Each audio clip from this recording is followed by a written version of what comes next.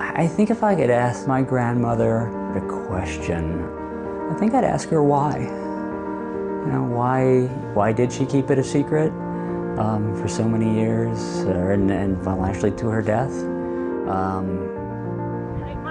How you want to say? My name is Mark Yost. I've been doing genealogy for about 40 years now.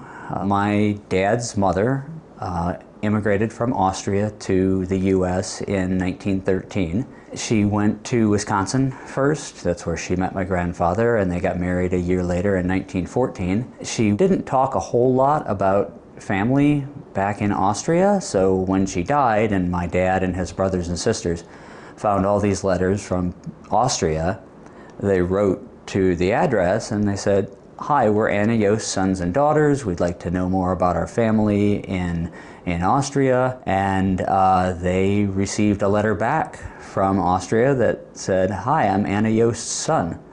Of course, they were very surprised, and they learned that my grandmother had corresponded with my half-uncle Herbert over the years.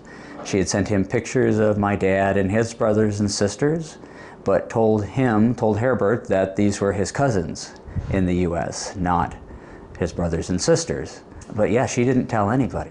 She had Herbert out of wedlock. That was back in 1912, and that was not really acceptable then. So I think that was part of the reason that she didn't tell anybody. Herbert was very happy to find he had brothers and sisters here, because my grandmother had left him with her sister in Austria when she came to the U.S. Her sister already had a couple of kids and didn't want a third kid to raise, so he was kind of like ignored through most of his life. So again, he was just so happy to know that he had brothers and sisters here. And of course, my dad and his sisters and brother were always interested to know more about their family in Austria.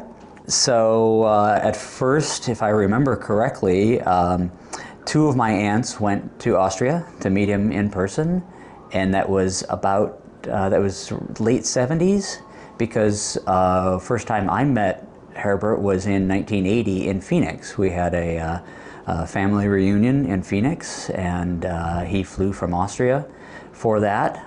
And of course I was really excited. I was only about 14, 15 years old. I knew about the letters that my grandmother had, and I'd seen some of the postcards, so I'd started to study German in high school so I could learn to read the letters and share that with my family, which honestly, many years later, I still have never translated them. But I was excited to go and meet Uncle Herbert and talk German with him and all of this. And then over the next 10, 15 years, we had multiple trips to Austria, and he and his wife and granddaughter came to the U.S. And yeah, so it's been great. I like doing the genealogy stuff. I've shared the family tree that I put together years ago with my cousins and aunts and uncles. I printed it out on big form paper and gave it to them as Christmas presents and so on. Yeah, it reminds me of a quote I read not that long ago. You're really dead once people stop talking about you.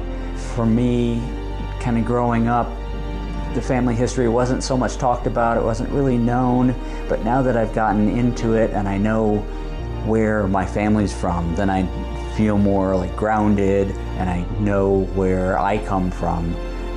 To be able to share that and just kind of keep those memories and those stories and the photographs is something that kind of means something to me. And so, yeah, now I have a 9-month-old son, and I want to be able to share it with him.